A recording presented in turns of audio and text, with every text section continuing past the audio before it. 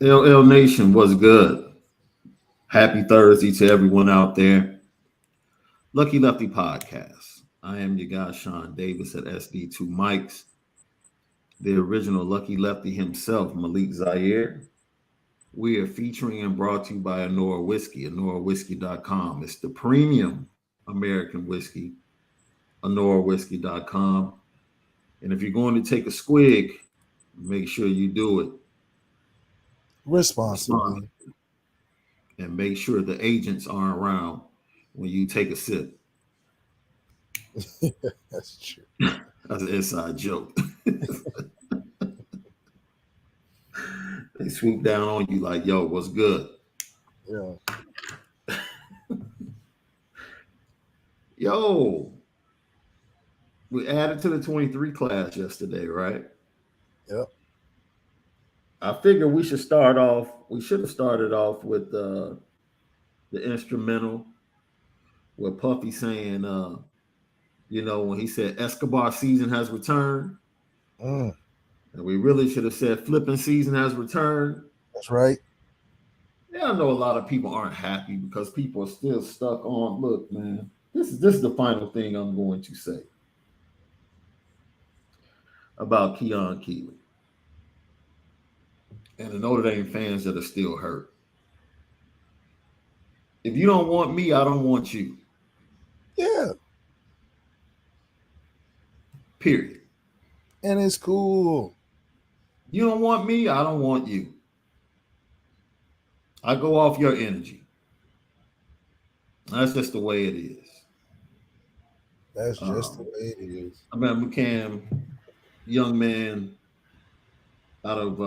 he went to the same high school as your boy Doug Randolph. Mm, Yeah, he goes to the same high school as your boy Doug Randolph. He was WP. committed to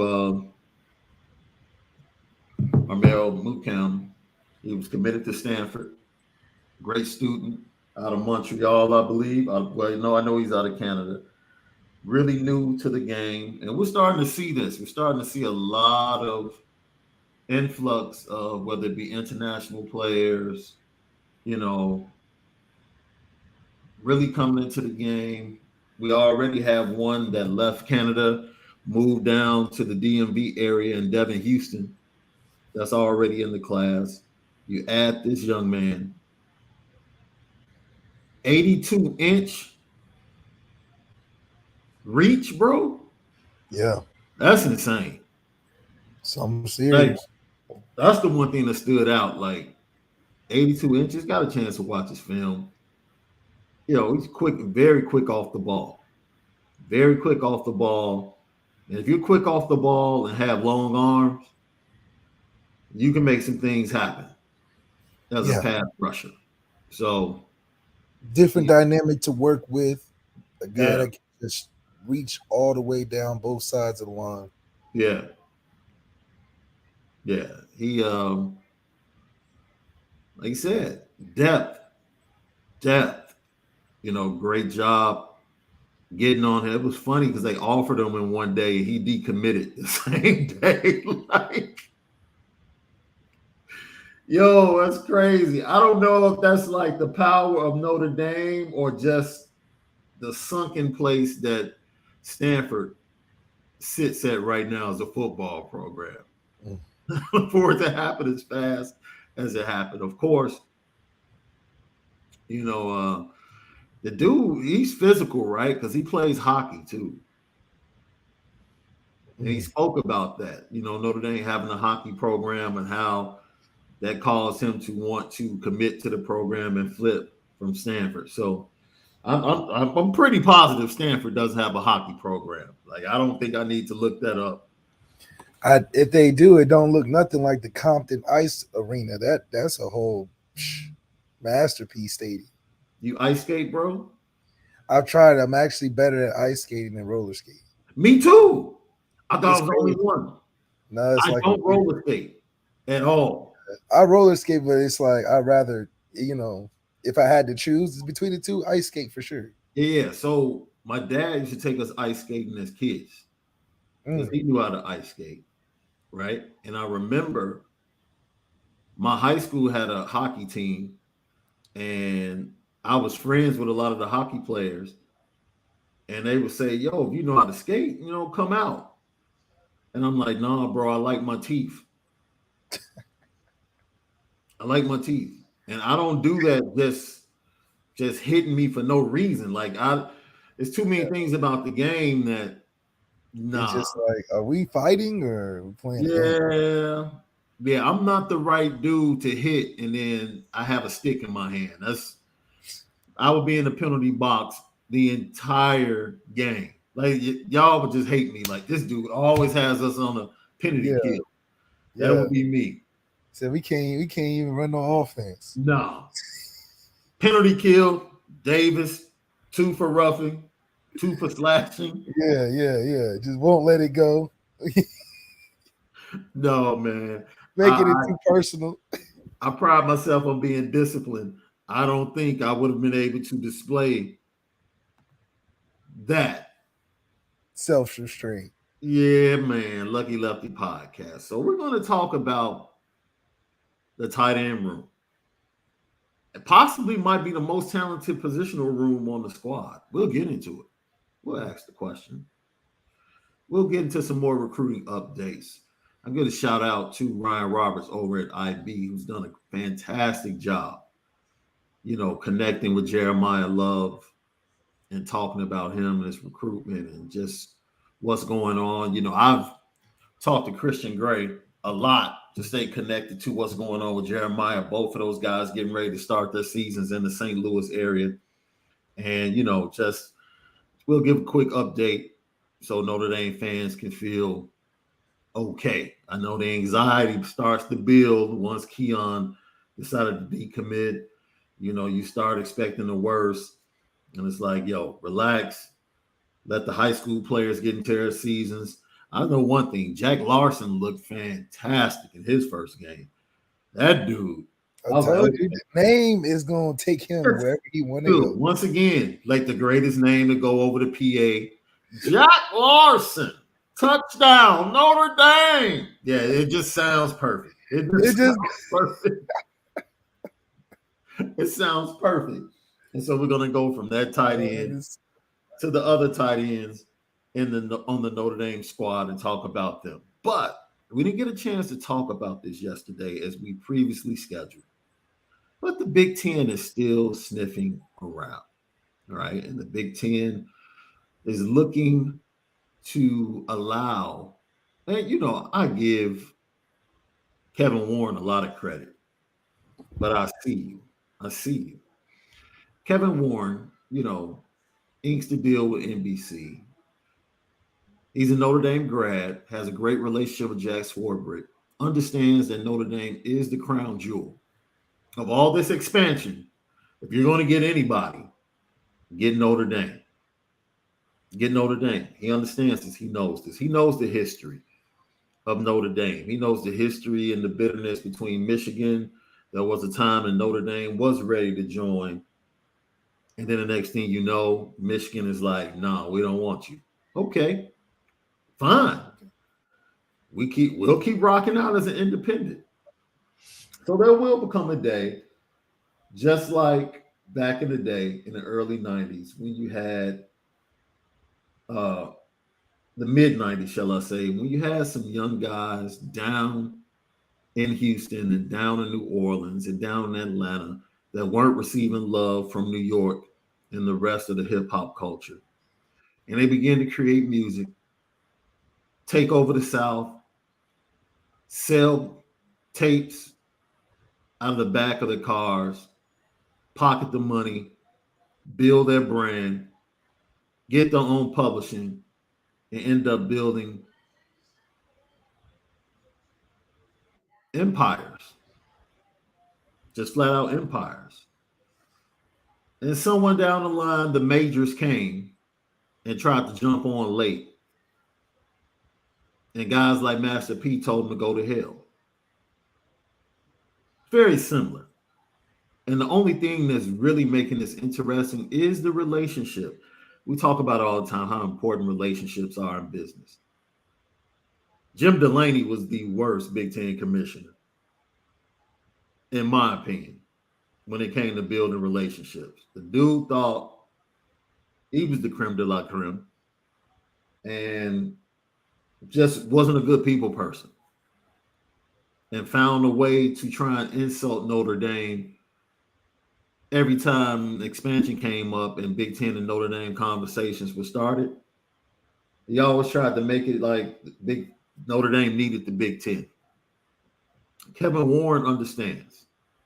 He knows the power of Notre Dame. He knows that everything needs to be perfect to even get Notre Dame attention and to get them to honestly even think about it. Got it. To even get Jack Swarbrick to even take it to the board Yeah. of trustees without getting laughed at. Yeah. You have to have some sweeteners in the deal. And I think the relationship he's building with NBC, understanding that the short-term contract that Notre Dame is looking to sign that might be 4 to 5 years with NBC, he's not trying to push. He's trying to get on the back end of that deal to say, you know what? Once that deal is over and you've gotten your guap up, we would like to be partners. And we would like for you to join our conference. He's coming at it very shrewdly. He's coming at it as a very shrewd businessman. You have to respect it. And I understand. I see him. You know, I still love independence, right? And there are people, you know, that talk about it. And look, man, I don't know how many times you have to tell people that Notre Dame is not a regional program. No. They don't view themselves as a regional program. I don't care how close they are to Purdue, Indiana, Michigan, Ohio State. No. Their success is based upon the fact that they have to recruit all over, they play all over, and they are the biggest brand in college football. They're the crown jewel. Regardless of what the record is. That's the key. Yeah. You mean to tell me that they've built their brand to this point with the NBC TV contract without championships? Think about that. Yeah. They've built this to the point where people know who they are and people want them, and they've done it without the help or assistance of national championships. You have to respect it. You have to respect it. And, you know, it is a suave house vibe. You know, when you're talking about Notre Dame, it is a no limit vibe when you're talking about Notre Dame. It's like you didn't want us. You didn't like us. So we popped the trunk and we sold Notre Dame out the trunk of the car. That's right. Everywhere. And now that we're popping, you know, now you want to threaten us with expansion. And, you know, if you don't have conference affiliation, you won't have a path to this, a path to that. All right. I think it's the creme de la creme will always rise to the top. Yeah. Through most business situations in college football because we've built up a standalone structure that's unrivaled. Until another school can even build a structure on their own and get a TV deal where the A package is still them and a conference is the B package, until somebody can even attempt that, we've been doing it for decades. So it's like, how can you really even say we need anybody? I thought we should have developed a champion league headed by us where we pick the teams we want in a conference. I think we would have that much control. Obviously, there'd be a lot of haters out there, but it would make sense. I mean, we've provided not only a platform to do it, yeah, a model to do it, and you can check the stats. We've been doing it for a minute. This is no new thing. This is the new conference trend. And how they shape up is like how the Pangea broke up. It's new. Yeah. Start going different directions. Everybody want to meld into different things, but when you run your own show, you go at your own pace. And that's what you have to love. I don't understand. There's nothing better than having your own and making your own decisions. Like, it's real simple. I just really, I don't understand why people struggle with that concept. Like, not having to answer, right? Because everybody got the worker mindset. Everybody wants to say, everybody has a boss. No, not everybody. Right. Yeah, a lot of people got bosses. Yeah. Not everybody. Not everybody. And when one of the best days of my life was growing up, bro. What? As a GC. As a GC. As a GC. I'm gonna keep it a buck. The first Sunday I woke up at college as a freshman. And I said to myself, I ain't going nowhere.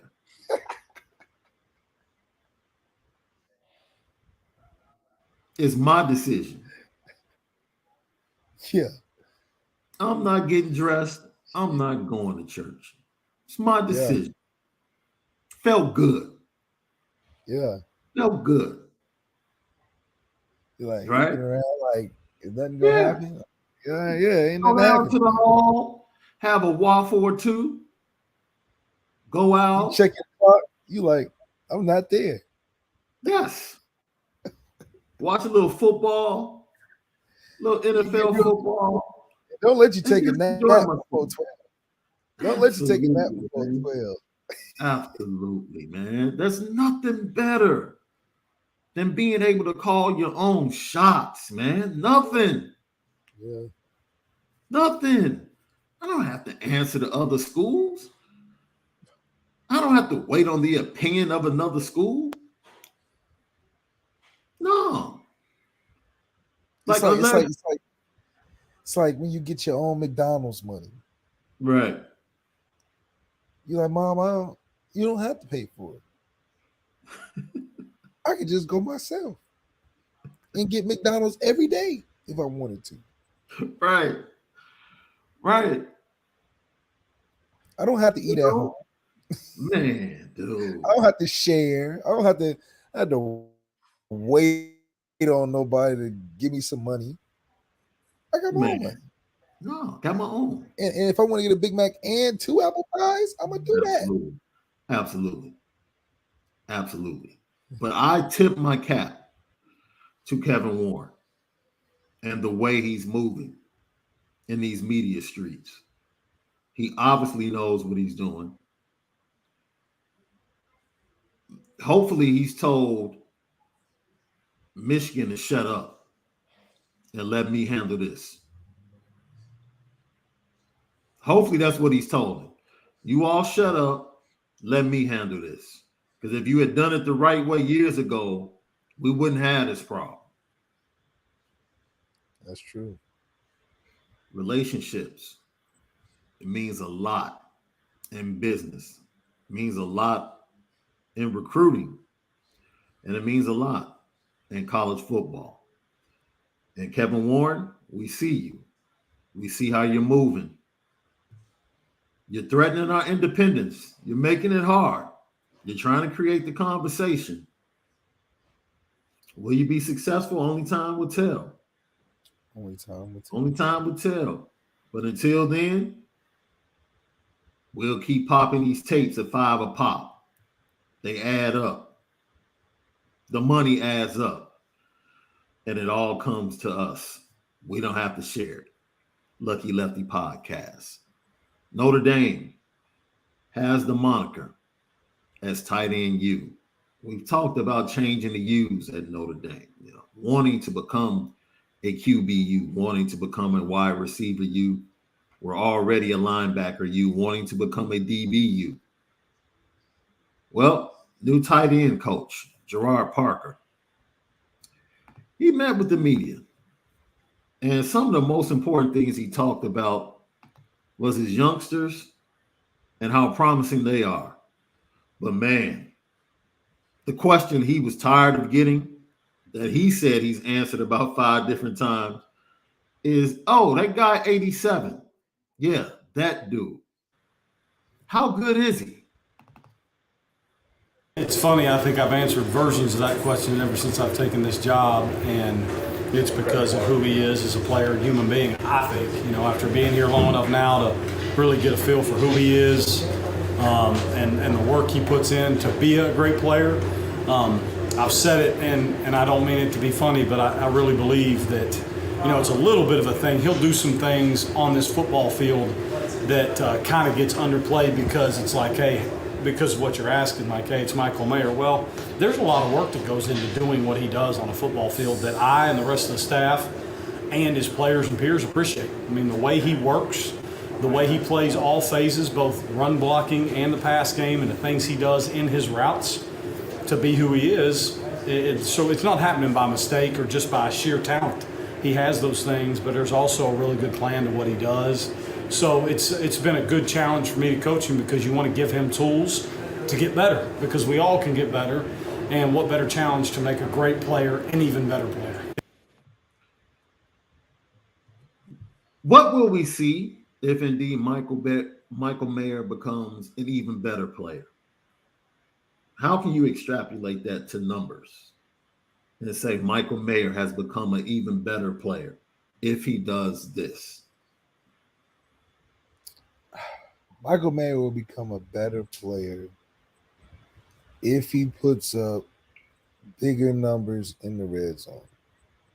If his numbers in the red zone are monstrous to where, 80% of the time we're going to him in the pass game in the red zone, we're converting 95% in the red zone, that's a monster of a player. And that being the red zone, the most important part of the field, scoring in the red zone, most important part of the game, for Michael Mayer to directly be a big part of why that is, that's a good qualifier for what coach is saying, because we're expecting a lot from him because he's Michael Mayer. So the have the high expectation of you being the biggest factor or targeted person in the red zone for our offense, which results in having a top 5 scoring offense, that's a lot to ask from one guy.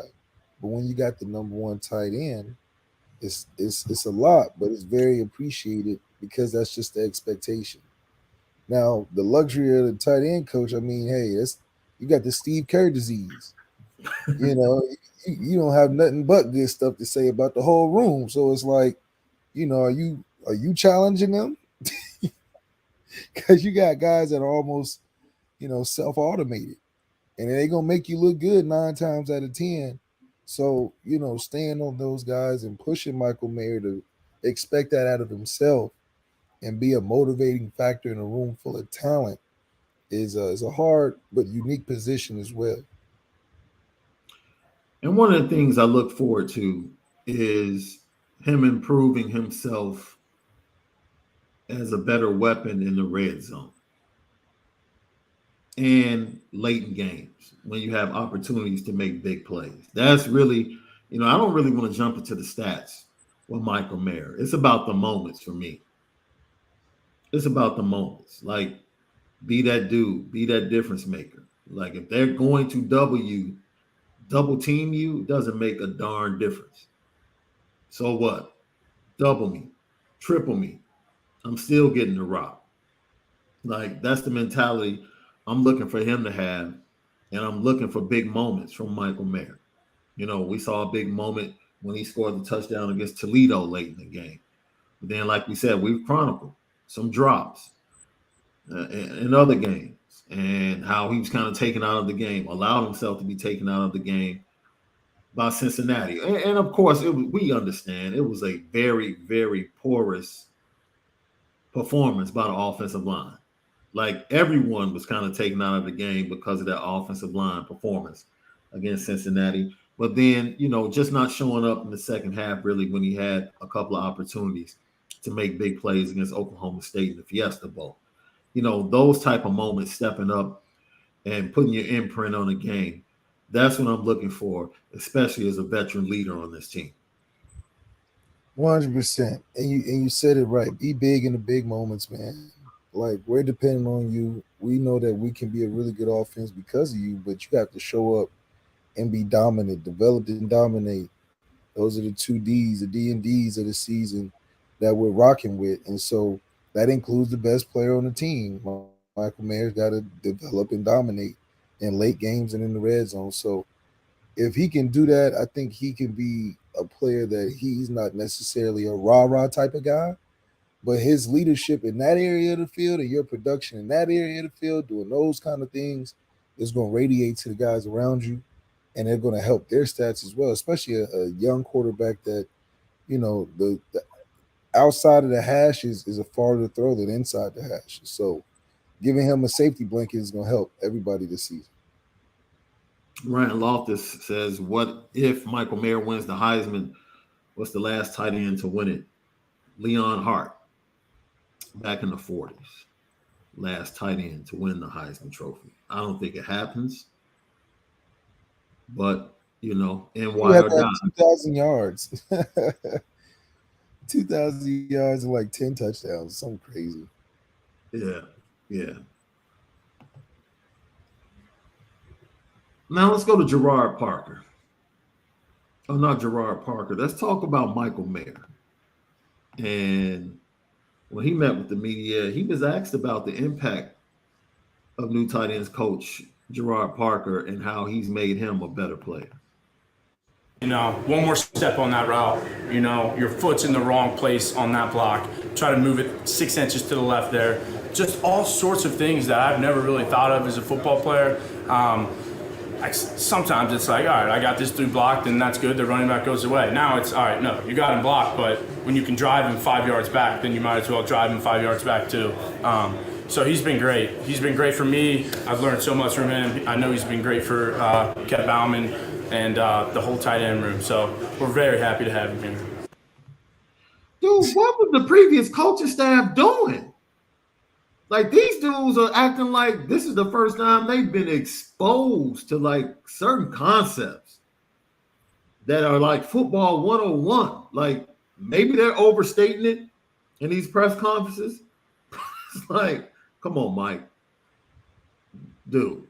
But we talked about it, though. You know, when you're coaching to not lose, you're not playing offense. So you're not teaching that kind of stuff, because it's like, we don't need all of that. Just boop boop, run here, doop, catch it, fall down, we move the chain. When you're actually playing offense and you're trying to be a top 5 scoring offense, the nuances of drive the guy extra, find the hole to change your speed to get open more, separation, getting off the line. Yeah, learning release packages, learning new blocking, learning, you know, how to run a route, how to catch, how to block again. Yeah. That's telling the guys, hey, we actually trying to score, not mediate and mediocre ourselves and just out talent other teams. Because realistically, college football is about the haves and the have-nots. In 2015, we could just run right and run left, and you couldn't do nothing about it. What do you need extra technique for? We got Ronnie Stanley, Quentin Nelson, and Mike McGlinchey on one side. Like, what do you mean? What do you want to do? Oh, we want to throw it. Okay, what? You can't catch Will. What do you want? Right. You don't need a release package. And all those guys talk about they need a release. Just watch what Will does. And then if you can't do it, then there's something wrong with you. So now when you got a coach and you like, all right, we want to be top 5, everybody got to be individually, you know, seasoned in a way to get ready for this year. Differences, huh? Well, this is the fastest I've ever felt. So I'm always going to feel the most confident in my speed. More than anything, I feel most confident in kind of my release packages more so now than the past. I want press that plays to my advantage, and being able to be technical at the line, and then being able to use my speed. It's a huge advantage to myself. It's not something that I've had in my arsenal as much in the past, whether it be my legs or my arms, whatever the issue is, or whether it be just lack of overall technique. But now, I feel that playing at the line of scrimmage with the DB plays to my advantage, because if I beat him at the line, I feel very few, if any, can run with me. That package, boy. That arsenal. He said, I got an arsenal now. He has an arsenal. You know what I mean? It's like a video game when you can change the weapons that you want to use.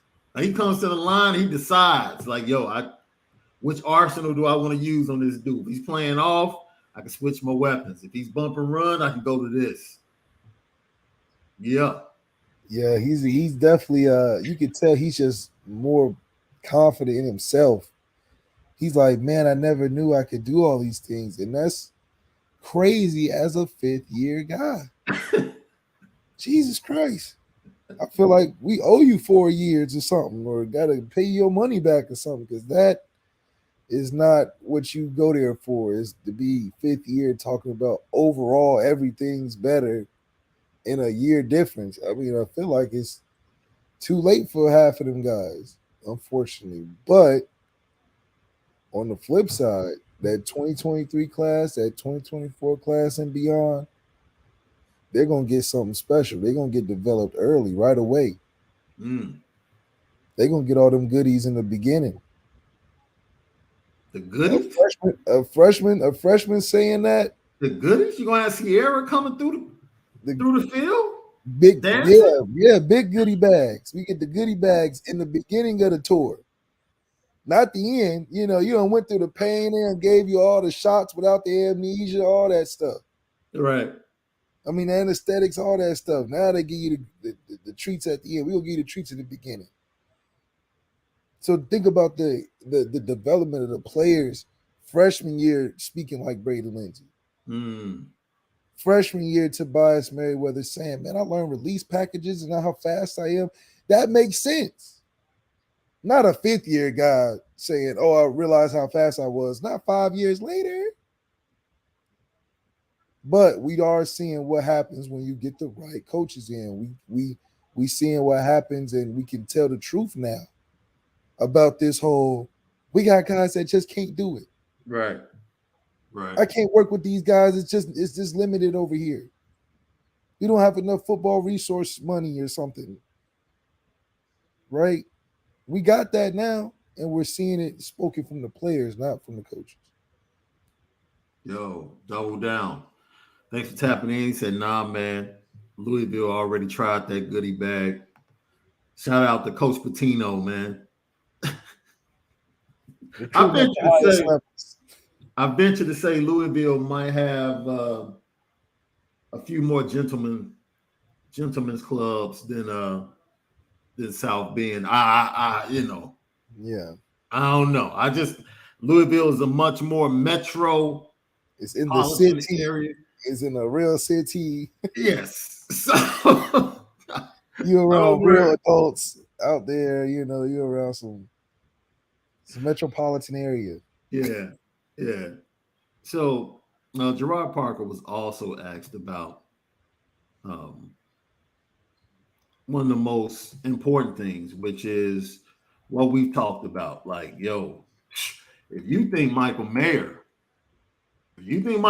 is good, these young freshmen tight end, man. Both of them with the ability to continue to learn and grow and get lost in the work, so to speak, and learn how to be a pro from some guys that are going to be and that really show how to work here. If those things happen, they both have the potential to be special in their futures. And how they do that is to continue to grow and learn and know what we need to know in our offense to play the position, because it's not easy. But both of them are great kids.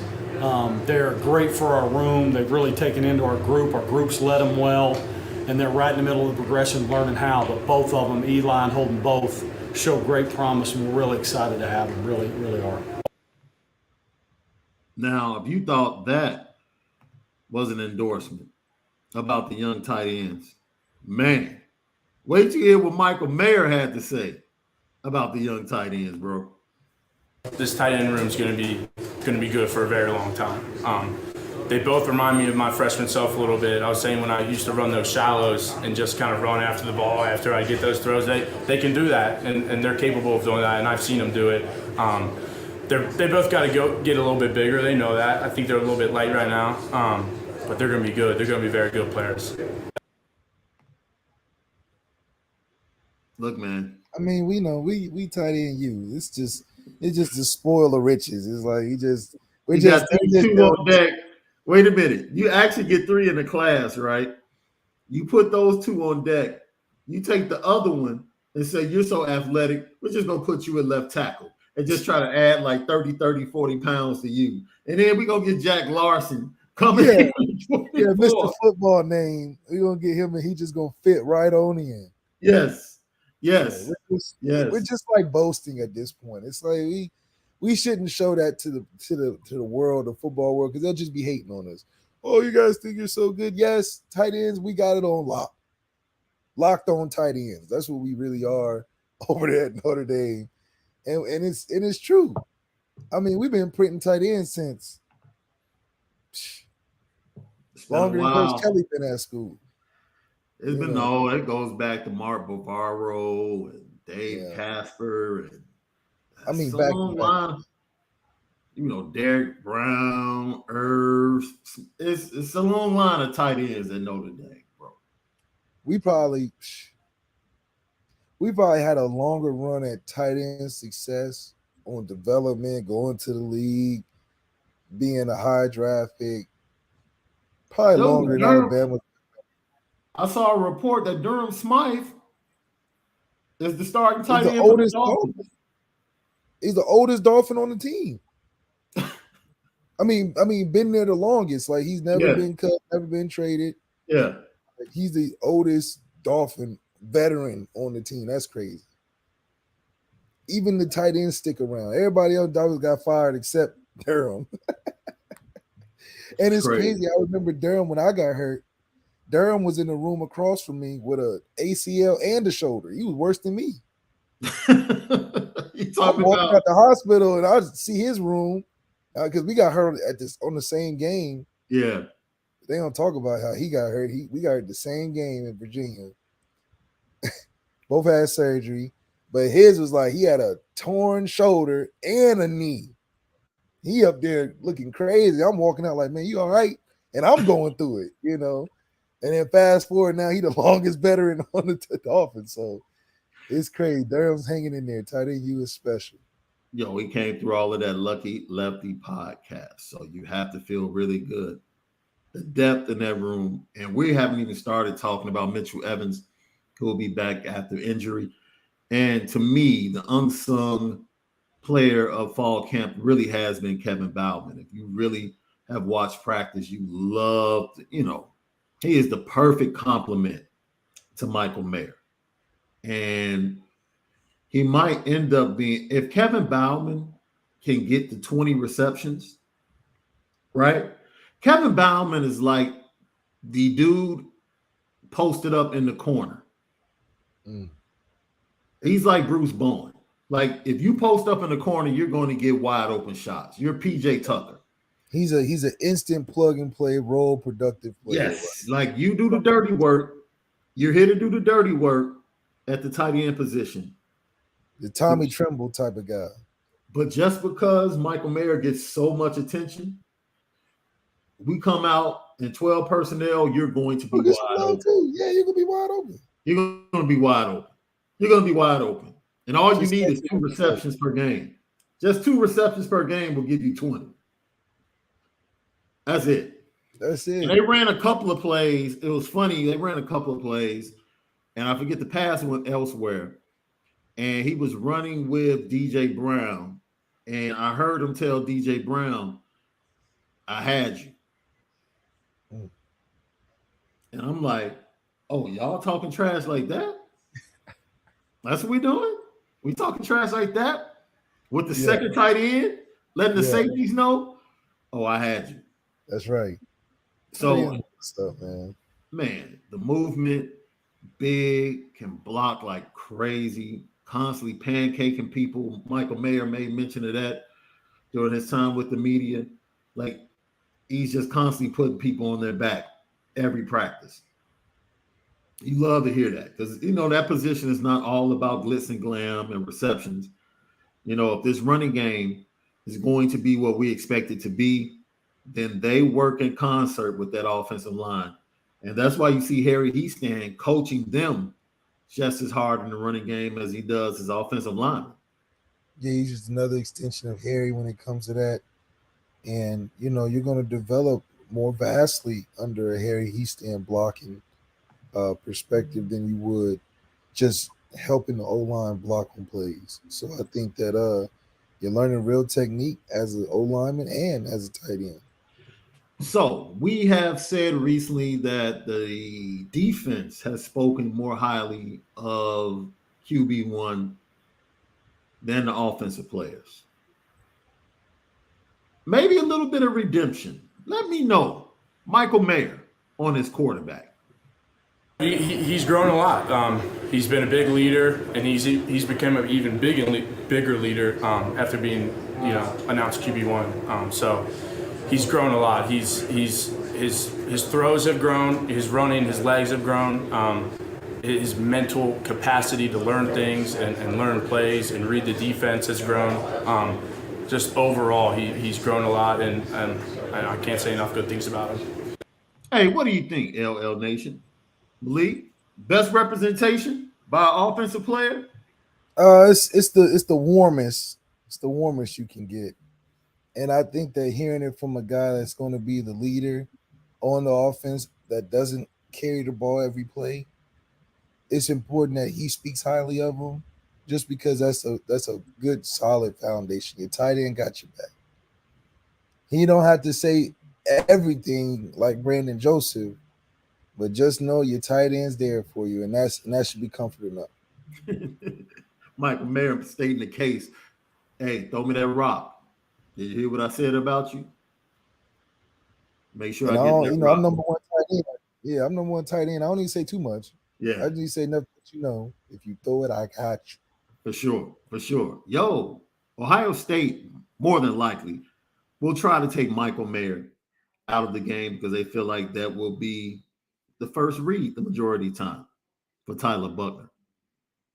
So, Michael Mayer, how do you feel about being double teamed this upcoming season? I'm going to still do my best to get open. I mean, if they want to put two people on me, I'm still going to try to get open. And if I'm open, Ty's going to give me the ball. And if I'm not open, then somebody else is going to be open and Ty's going to get them the ball. And we're going to keep doing that and until we win the game. And then we'll get out of there with a W, and then we'll prepare for the next game, Yo, that's to the point, succinct. If I'm open, Ty's going to give me the ball. If I'm not open, somebody else is going to get the ball. And we're going to keep doing that over and over again. And we're going to walk out of there with the W. Yeah, this is the warmest I've felt anyone speaking about the offense, speaking about Tyler Buckner. And it bodes well. It bodes well. And you like hearing that from your offensive leader.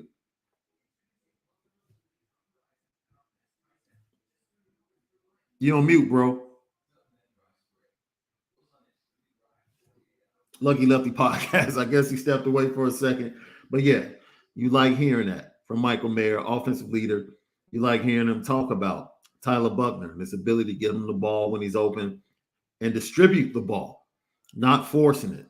That's something I really wanted to hear, that Tyler's willing not to just stick with him, but knowing that he's not open, go to the next read, go to the next option, get them the ball, keep moving the ball, keep doing the same thing.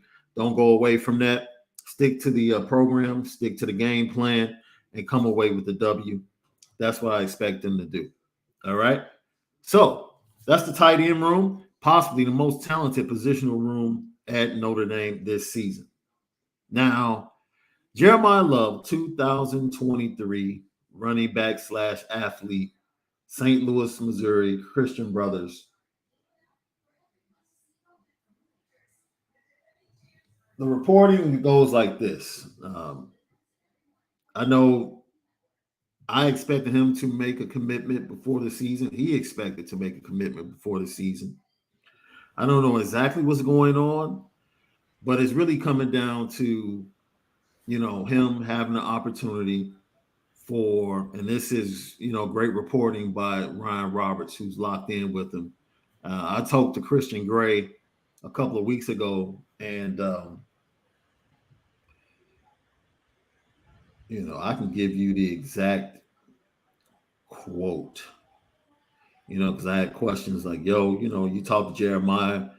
I knew that they shared everything and spent time with each other. And his exact quote, yo, he's cool. He's coming home. He knows the right decision. End quote. So that was 2 weeks ago. That was enough for me. I stopped questioning it.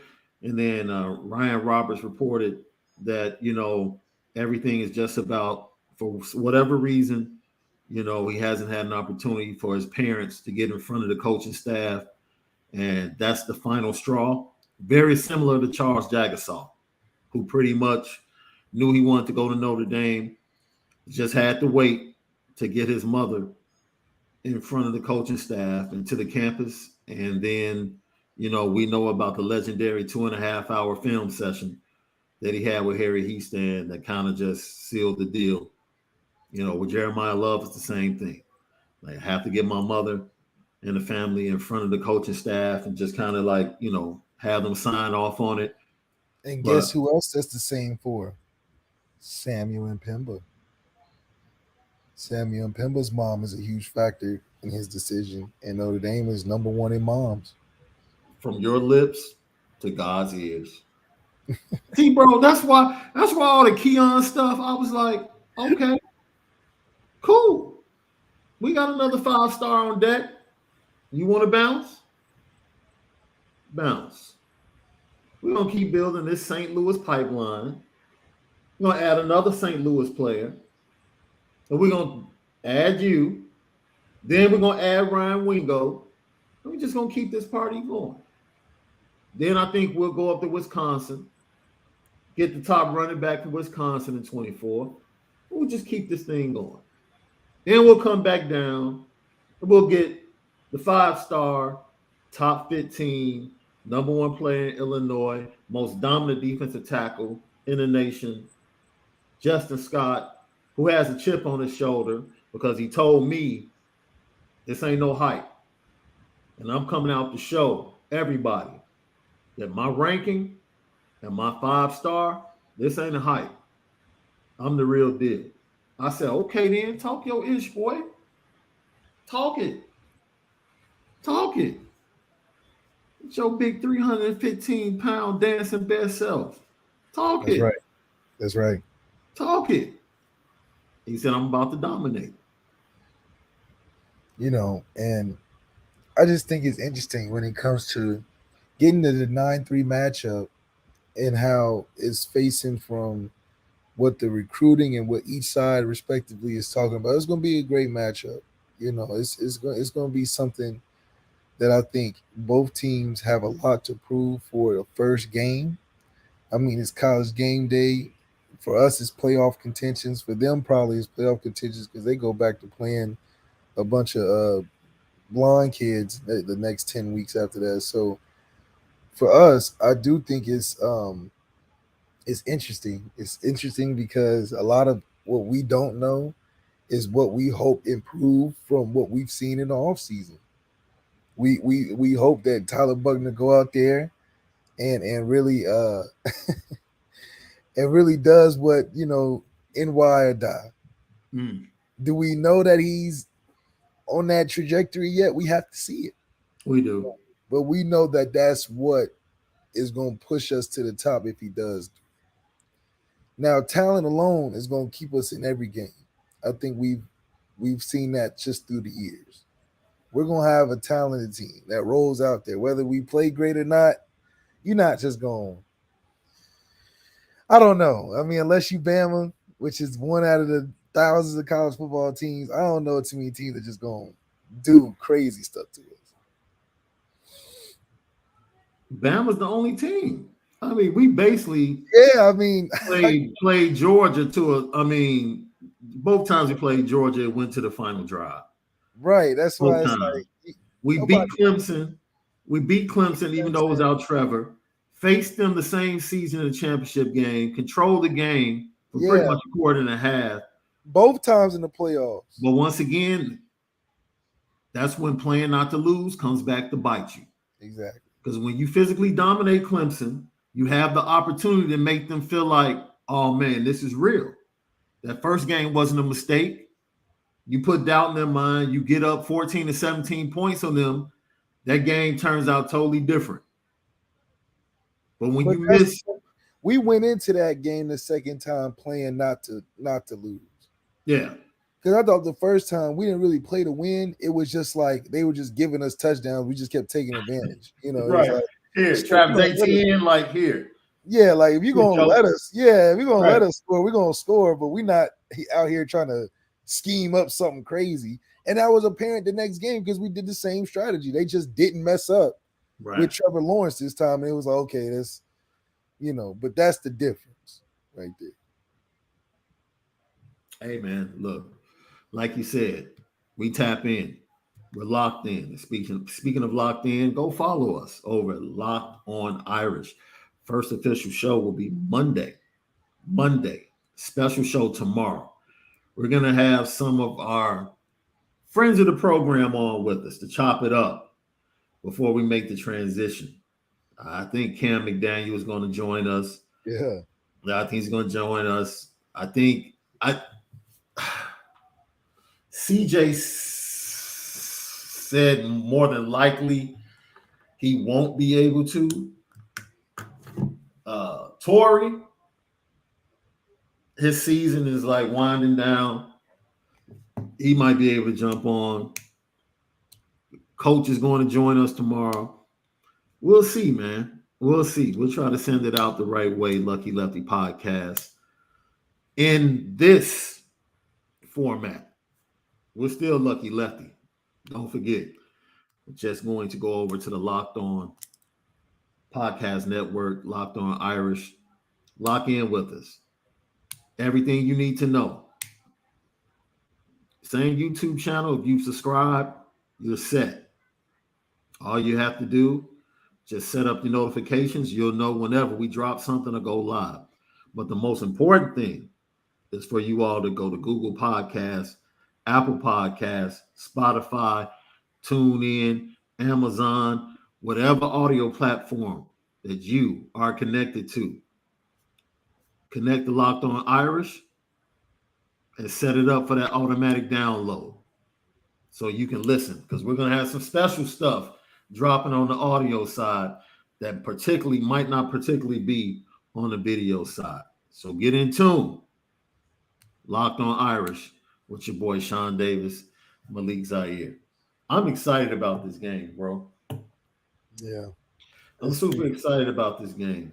It's brought out some weirdos, though. Like, I had a weirdo on my timeline yesterday, like, trying to send me, like, hundreds of articles, about Notre Dame being overrated. I'm like, what are you doing? And I asked him, I was like, man, then he said, man, where are you at? I said, where am I at? I said, man, are you on some weirdo stuff? And he was like, man, what? I said, are you on some weirdo stuff? Like, why are you asking where I'm at? I know you're not trying to do some pull-up type stuff. I know you're not trying to do. And then finally he admitted, like, yeah, I am a weirdo, but I'm right. And I'm like, so you admit that you're a weirdo and you want this conversation to, like, continue? It's the craziest thing I saw, bro. The craziest thing I saw. I had to block him. And before I blocked him, I said, you know what? I'm going to pray for you. The GC. I'm going to pray for you. Go out the GC way, man. No, because I could tell something was wrong. You could tell something wrong. Yeah, I could tell something was wrong. And I'm like, man, look, man, peace, blessings, and happiness to you, man. I'm praying for you. You know what time it is. Petticoat. Petticoat. Petticoat Junction. It's time to get petty. Oh, we did a good job executing. Are you upset with something? And fire up the Petticoat Junction train. I just don't like you. You don't? No. What is today's pettiest story? Petty Junction.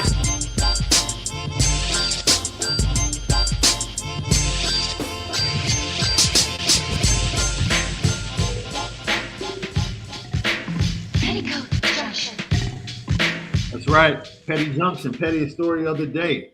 Onora Whisky, OnoraWhisky.com, premium American whiskey, OnoraWhisky.com. Holly Rowe.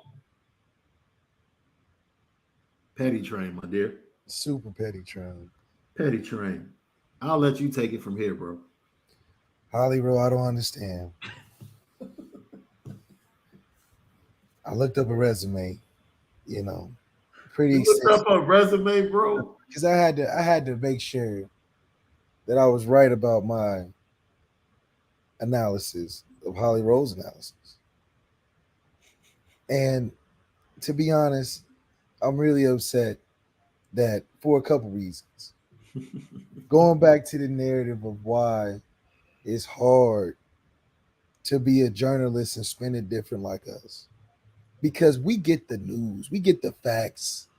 We take time and we sit down and we break down what we see and give y'all the honest truth. Lucky Lefty Podcast Nation out there, we give you the truth. We'll tell you if it's good or bad, regardless of if it's our team or not. But then you got these people out here, these other journalists,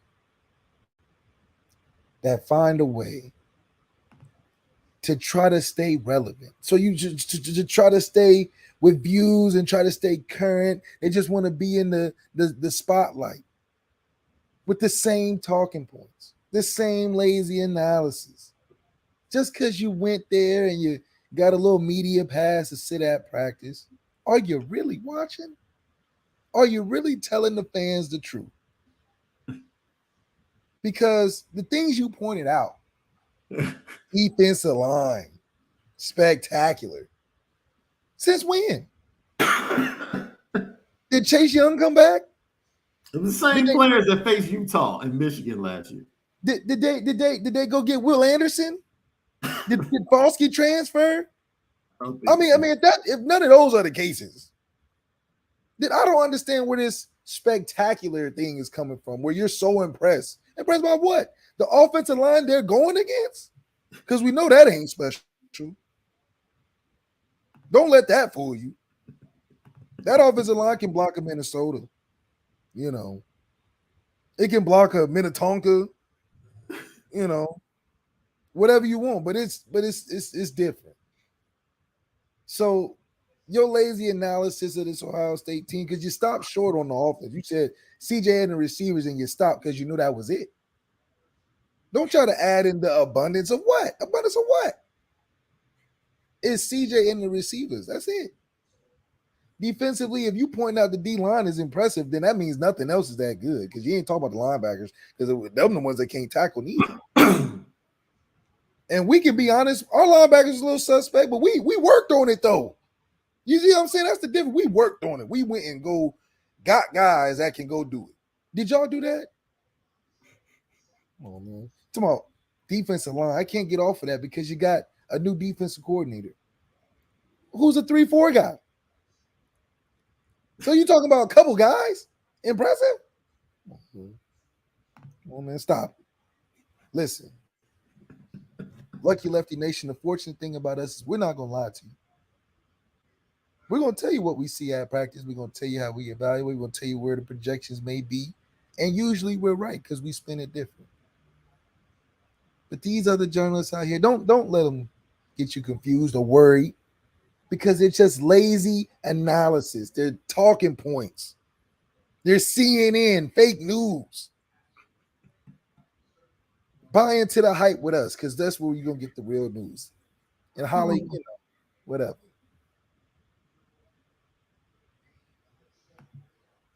What he said.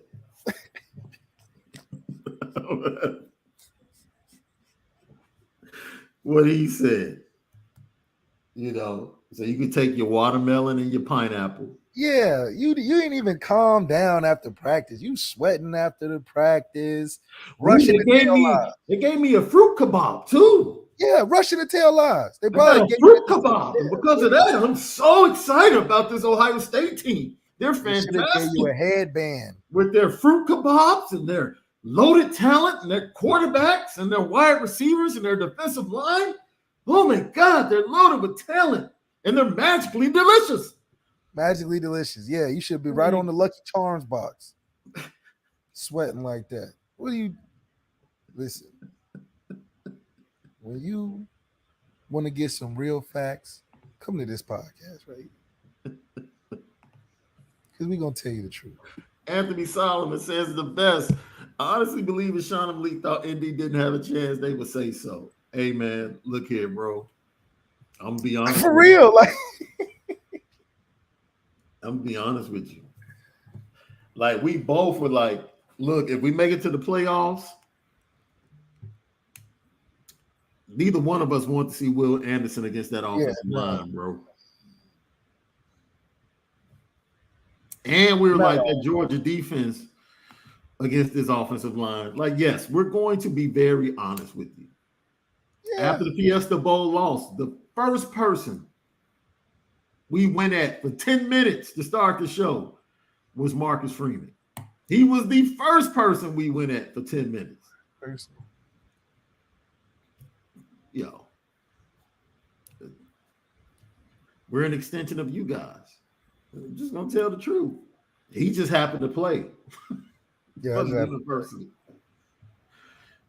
But we're an extension of you guys. This is why we do it. That's why we spin it different. The two fans in the Oakland Coliseum the other day.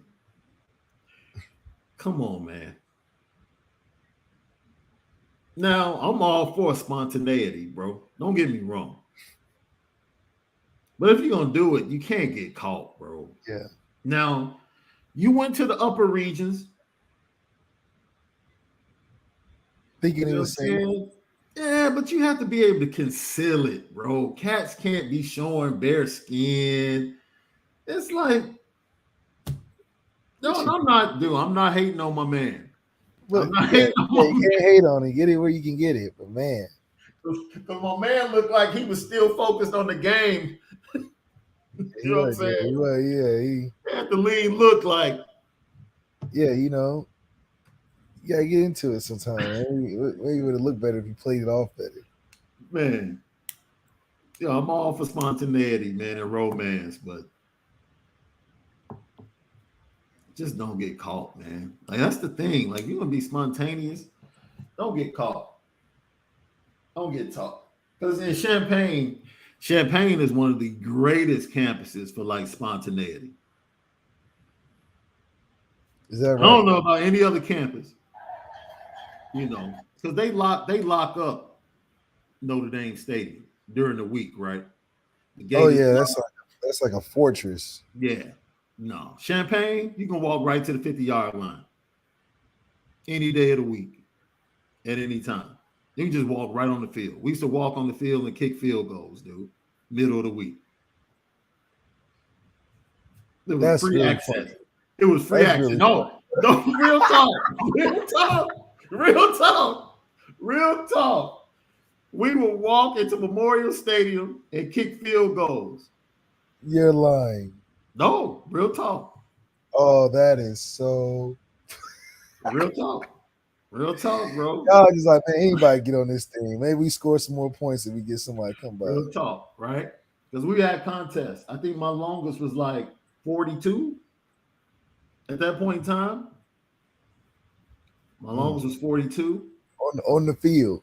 On the field. Yeah. I actually know people in my crew that have right on the block I at the 50-yard line. Chilling. Got it in between class. Got it in. Of course, we would do this at nighttime, though. We'll be doing the daytime, be nighttime. But the gates were never locked. You could walk right down the tunnel, right onto the field. And man, we used to laugh at the games because we would always be like, man, I wonder if they sanitized that block eye. Because it's a lot that's going on that block eye during the week, bro. I wonder if they've taken the opportunity to sanitize that bad fella. I'm telling you, man. People are crazy. Only in Champaign, bro. And we had like a little observatory that was pretty popular as well. People would go to the roof of the observatory. Yeah. College is sick. Y'all look anywhere to Hey, get man. Hey, like I said, spontaneity is great, man. But these people, man. No, man, I got to put you on the petty train for that one, man. When you got steel shots, cats. But you have to. You. Like, how did you get caught still shot? And on top of that, it's the Oakland A's. No one's watching the game. No one's watching the game, bro. You have to go somewhere where like people are actually paying attention to the game to actually pull something like that off, dude. Like, no one's watching the game. Everybody's looking around like, yo, what's that? What's that? Yeah, people are crazy. So, Lucky Lefty Podcast, once again, all the information you need to lock in with us on the audio side. Set up the automatic download on whatever audio platform you choose to follow us on is in the description of the show if you're not doing it right now. Also, go over to Locked on Irish on Twitter. Follow us. We know what it says in the description. That is being changed. That's right. Go lock in right now. Hit us up on Twitter, Locked on Irish, and you can always still follow us at Lucky Lefty Pod, at SD2 Mics, at Malik Zaire 8, Overtime Malik on Instagram. So, great show. You guys have been great. You guys have been funny. Oh, yeah, we did have two of these, two mics with the new big TV contract and each member receiving 100 mil each. Are they still on the hook for conference fees that could bring that figure down to around 80 million? I think the distribution was 54 million, you know, because expenses, right? It takes expenses to run the conference and to run these schools and programs. So, yes, there will be expenses. I think their net previously was like 54 mil that got cut to every school. And you can expect it probably to be between 80 to 90 million cut to each school. So, yeah. Joe Easton, Lefty, with Indy's current personnel, how do you scheme to create mismatches for Mayor? Tommy's going to do a great job of just attracting more people to him. I think what's going to help Mayor is going to have to be Lorenzo Styles catching some deep balls, causing some safety attention, because anything outside the safeties, I think Michael Mayer can get open against one-on-one. I think they'll try to use safeties to double him up with, but if Lorenzo Styles is who we think he is, and he's going to be open like he was against Oklahoma State, he's going to be open against the same type of defense, and it's going to allow Michael Mayer to do his thing underneath as well. I'm going to keep it a buck with you. I don't think you have to scheme him open. I don't. Not from what I've seen in camp. I've seen that dude beat everybody in the defensive backfield in the linebacking core. Like, that dude is unstoppable right now. He just is. And if you want to go ahead and double team him, like he said, double team me. This is what I like. He said double team me. And if I'm not open. Did you peep that?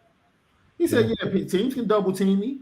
And if I'm not open, then you can go Todd. He'll find somebody else. But he expects to be open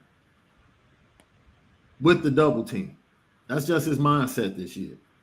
That's right. So, you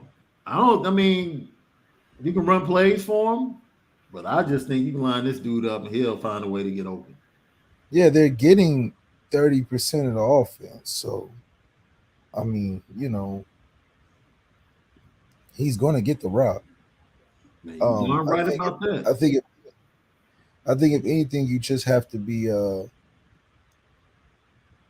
alert to the fact that in the red zone they're going to scheme a little bit differently to try to take him away, and because it's less field to work with, I do think that's where it's going to be important for Michael Mayer and Tommy Reese to have a game plan for that. Now, in the middle of the field and the 20 going in, I feel confident Michael Mayer, no matter who he's going against, has enough space to get open. That's why, i.e., Florida State, first drive, I mean, he was doing what he wanted out there. Right. Because everybody comes out thinking, okay, we'll just put a safety on him and we should be straight. And then they see that he gets open at will and they're like, okay, we're going to have to do something else. We're going to have to bracket him, take him away initially, and then hope that they go to other things, in their progression. Yeah, and then that's the benefit of having a number one tight end. He's a mismatch no matter where he's at on the field. A lot of cases, if defenses like Alabama, for instance, how they did the Georgia tight end, they put 3 guys on the dude. So that's the type of attention Michael Mayer is going to require if you absolutely necessarily are hell-bent on stopping him. Mm-hmm. It's going to take the attention to 3 guys. But, if that's the case, we better get right. Jayden Thomas is going to be having a huge year, and Lorenzo Styles is going to complement Michael Mayer very well. Yep. So have a fantastic day. We appreciate you guys. Most of all, smash that like button, hit the notification bell so you know every time we go live or post, and share and let everybody know Lucky Lefty Podcast. Best podcast going. From Malik the Lucky Lefty, I'm Shaun Davis. Have a fantastic day. And more than anything, make sure